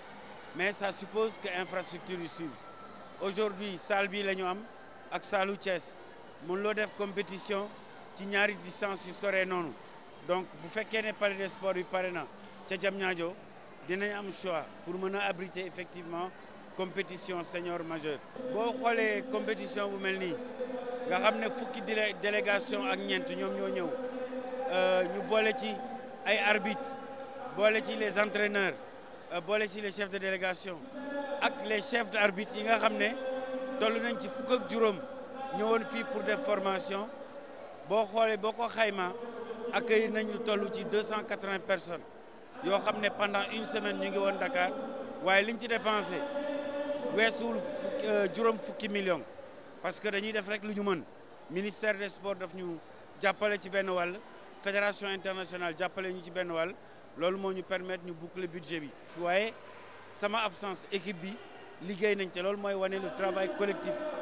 Chérif Ndiaye secrétaire général maa ngi koy rendre hommage moom ak ñoom Aïda Sy première vice-présidente ak l'ensemble du staff tous les gens les athlètes yu ñëw jàpp ci organisation bi en tant que guide loolu am na solo ñaareelu jafe-jafe moo doon délai biñ ñu ko dénkee dafa xattoon parce que matul weer ak lu teg biñ ñu ko dénkee léegi ci diggante weer nag ñu taf si lu mel nii am na solo chef de délégation yi wax nañ ñu seen satisfaction public bi répondre na xale yi ñëw nañ foo amul benn acte d'indiscipline ou de violence alors que chaque jour stade bi mu ngi fees même bu Sénégal jéewul loolu dafay wane ne am nañ benn communauté boo xam ne dañu bëgg handball la communauté du handball au Sénégal dafa nekk une réalité may ñaan ñëpp ñu gën a bokk ndey bokk baay pour que liggéey bi ñu door depuis quelques années ñu continuer ko di ko gën di renforcer di jàngat ci suñuy tolof-tolof pour mën a gën a jëm ci kanam. waaw yaakaar naa ne def ab organisation ba noppi nag tiré bilan Thierno daf ci doon am solo donc ñu doon déglu le président de la fédération de handball. waaw mu doon dellu si en tout cas si délai yoo xam ne nii waa fédération africaine bu handball jox nañ ko parce que ci diggante organisation bi ak compétition bi. un mois donc la parce que dafa amoon pays boo xam ne nii moom la ñu joxoon pour mu organiser. finalement réew moom dafa désister Sénégal jël ko. mais lu ñu gis daal. baax na en tout cas ça veut dire avenir boo xam ne bu baax parce que nee nañ ni lu ñu wane ci organisation bi bu CAN U20 bi. Sénégal taxaw na am na ay matuwaay yoo xam ne mën na organiser compétition bu gën a mag. loolu nag dinañ ko xaar nee na palais des sports su paree fee tamit Pikine tamit gis nañu arène am na fi mais ci arène bi am na yeneen compartiment yoo xam ne ni boole nañ ko ci mel ni ay terrain de basket mel ni comme ay terrain handball mais laata loolu nag dinañ jël si compétition bi ci jigéen ñi nag d'abord finale góor ñi RD Congo moo ko jël kanam Bénin 33 à 28 ci jigéen ñi nag boobu Bénin moo dóor kii di Guinée 24 à 13 di ñaari réew yoo xam ne ni ñoom ñooy représenté Afrique ca Challenge Trophy mondial. Très très bien alors ñuy fàttali mbokk yi nag nekk ci meetingu Londres bi RTS 1 ak RTS 2 yëpp ñoo ngi diffusé en direct léegi nag wax dëgg yàlla mënuñu nag jàll ci loolu parce que nag le grand Bolt le grand Bolt nag xaw na tërëf. Parce que moi je vais appeler ça comme ça monsieur le ministre xaw na tërëf parce que nag man tërëf laa ko mën a jàppee nag ñu xool un peu Usain Bolt xool daw bi nga xamante ne bi daw na ko mu surprendre ñu bëri ñu dem xool Thierno waaw parce que déjà lii moom surprise la aux yeux du monde quand même Usain Bolt koo xam ne moom ñu ne nii moom mooy la personne l'athlète le plus rapide du monde mu ñëw ci championnat yi quand même mën na nekk message bu sunu sportif yi jàpp tout à fait xam ne les sports balaa nga koy def da ngay doon sportif ba pare waaw te nag ku la sut nga ne ko njool mi dëgg la léegi nag Thierno peut-être voilà très rapidement par rapport au sport parce que xam naa ne ñi ngi fii Pikine dinañ dem Guédiawaye di nga dugg ci mbër yi di nga dugg ci leneen ak leneen des questions ou juste une question au ministre bi nga xamante ne bi daal moom mi ngi daal toppatoo lépp lu nga xamante ne bi soxal na waa parce que déjà ñoom waa Pikine ñu ngi waajal combat Ama Baldé je pense bien ak Eumeu Sène ville boo xam ne quand même lutte am na fi lool voilà donc ñu xam rek peut-être moom tey en tant que leader fii nekk leader si réew mi nekk leader en tout cas ci Pikine ban message lay lancer en tout cas ci population parce que tey aujourd'hui le combat mooy le fair play gunge leen dem bëre ñëwaat et la sécurité voilà bon li ma ci njëkk a wax mais permettre ma remercier bu baax a baax le ministre des sports ci taxawaayam ci wàllum sport d'une manière générale waaye féliciter aussi le président de la fédération di handball bi nga xamante ne tey en un temps record le génie sénégalais waxati na puisque defar nañ loo xamante ne tey dañ leen ci sant leen ci gërëm léegi li ci des nag mooy le sport d'une manière générale remercier aussi le chef de l'État bi nga xamante ne dans le gouvernement jël na ay moyens yu bëree bëri yoo xamante ne def na ko ci wàllum sport def ko dans le département de Pikine muy le complexe sportif l'arène nationale bi nga xamante ne tey investissement bu mag la nekk ci sunu ville waaye nag le stade Alassane Djigo bi nga xamante ne tey ci réfection bi rek 1 milliard et quelque la boo xamante ne tey def nañ ko ci ñu am ñaari turbine couverte d'ailleurs boo wëree Sénégal yëpp Pikine daka ci am stade bu am ñaari turbine couverte donc loolu dañ ciy remercier bu baax a baax le président de la République et son gouvernement waaye lii nga xamante ne mooy sport ci biir banlieue bi comme ni ma leen ko doon waxee sànq talent yu bëree bëri ñoo nekk ci biir banlieue bi ci wàllum sport bu ñu ñëwee nag dans la lutte c'est vrai Ama Baldé prépare aujourd'hui un grand combat waaw ak ñi nga xamante ne ñoom ñooy Eumeu Sène ak ñëpp ñi ko waa Pikine nag di xamee di ko defee chaque année mooy bés bu ñu amee kenn ci ñoom koo xamante ne dafa xewle ci wàllum sport c'est tout Pikine qui se mobilise comme un seul homme te ñëpp xam nañ nag supporters yi Pikine bu ñu yegsee fenn ku ci nekk da ngay waaf dem toogi parce que xam nga ne Pikine rek a fay nekk yaa ngi supporter de en tout cas Thierno c'est toujours un plaisir de te recevoir en tout cas nous attendons sujet yi nga xamante ne bi yaa ngi ñu ko nar a defal ci mbër yi ak ci yeneen sport yi parce que nag préparation exactement combat yi en tout cas on va y revenir avant ñuy jógee Pikine fii tout à fait waaw dañu def rek mbokk yi lu dul di gërëm di sant encore une fois toute la population de Pikine dañoo door rek ñi ngi fii ab diir sànq comme na ma ko waxee waaye di sant di gërëm nag monsieur le ministre di bamtuwaat monsieur Pape Gorgui Ndong di maire de Pikine Ouest di ministre délégué en charge de la restructuration et de la requalification de la banlieue monsieur le ministre da ngay toogani ak ñun waaye dañ lay gërëm di la sant bu baax parce que nag ñëw ci gox ñu dalal la am na solo au nom de toute l'équipe de la RTS2 monsieur Omar Ba jiite ko madame Fatou Dieye Lamine Fall ak Cissé ak ñëpp ñi nga xamante ne bi daal Massata ñu nekk ci top management bi ñoo ngi lay gërëm di la sant bu baax a baax di xamal waa Pikine nag te ñu ngi ñëw ci yeneen gox di xamal waa Guédiawaye ne que ñu ngi yegg si tam-tam vacances Thierno est-ce que xam nga sunu slogan bi ci tam-tam vacances les fortes sensations cet été c'est sur la RTS2. Monsieur le ministre jërëjëf. En tout cas, il y a de fortes sensations ici au niveau de Pikine et vous allez découvrir avec toutes les populations de Pikine les véritables sensations qui incarnent ces populations de la banlieue.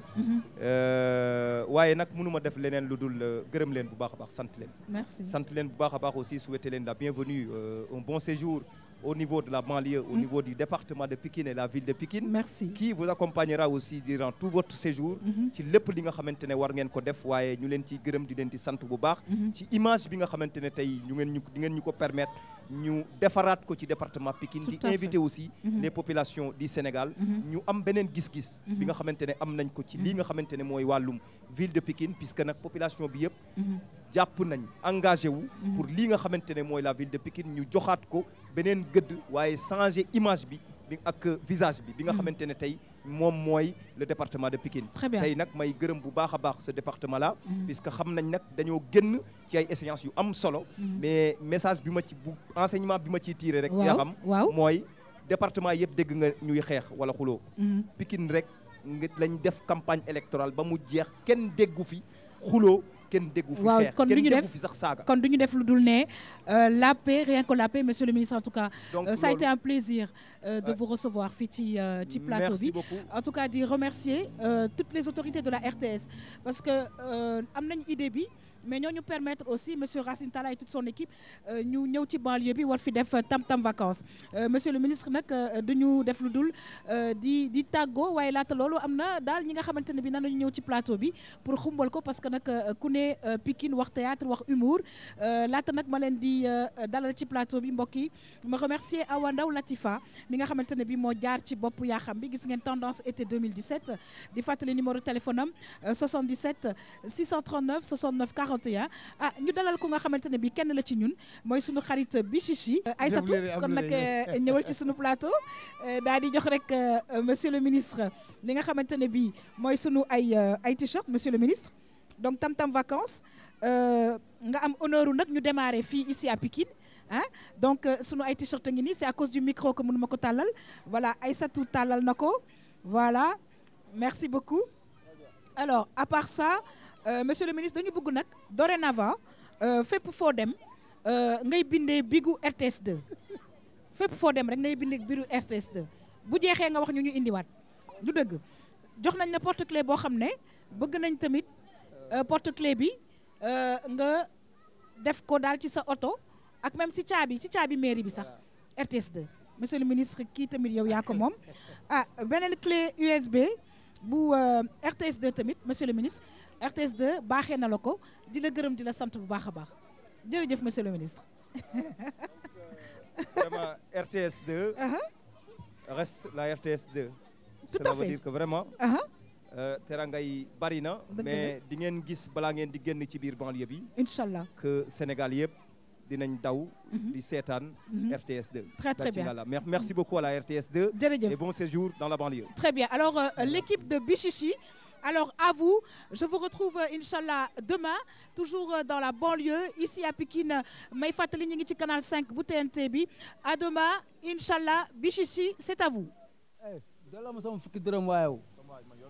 waaw doo ma jox sama fukki dërëm chaque jour ma jox la waaye chaque jour saa ma ñëwee li ngay def grand ba xees waxal si lii waaye grand ba xees waxal si lii ngay sama rek boy du respect waxal si lii boy du respect xamoo ma fi laañ dajee waaye grand ba xees yàgg naa la gis si koñ bi waxal xoolal man gis na ko mu jox la fukki dërëm waaw mais boy mën nga doos de lii doos la boy yow boy lii doos la Masambay jëri ndaw bay du raas demi guddi bu ko noo ko waxatee ti sax Masambay jëri ndaw bay du raas demi guddi yaa ngi baaku de waaw léegi lu des boy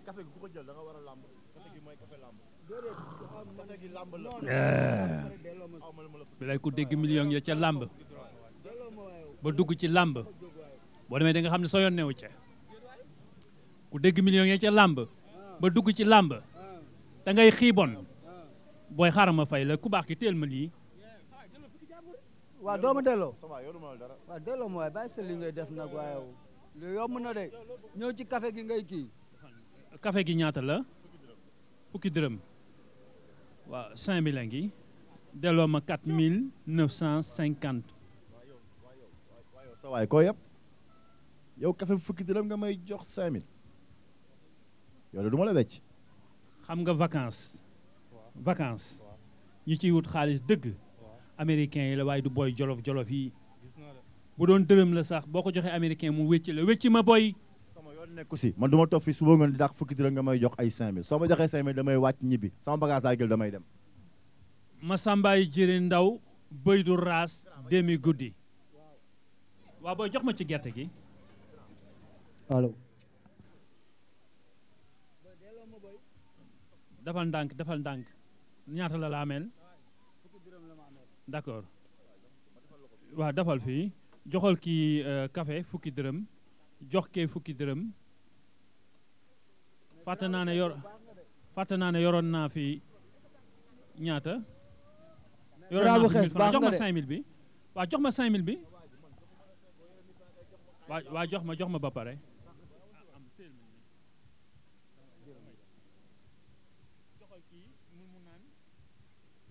loolu baax na jox ko rek mu naan defal jox ko mu naan maa ngi 1000 francs fii maa ngi 1000 francs yow dañ lay may ngay laaj 5 kaas. déet man moom lay ubbeekoo de. ñaata kaas ngay 5 rek te damay ubbeekoo rek naanuma café nag damay mos rek 5 rek laay ubbeekoo. na yëngu lii lan la. waaye fii dafa géey waay na yëngu. wala nga ne mel ni ay kii nii. ñoom wax la gaay nañ la fay ñoom yëngal waay. yéen kat ay dóor kat ngeen di sa waa ji mooy gars yi yow sa waay doo dem yow kaay.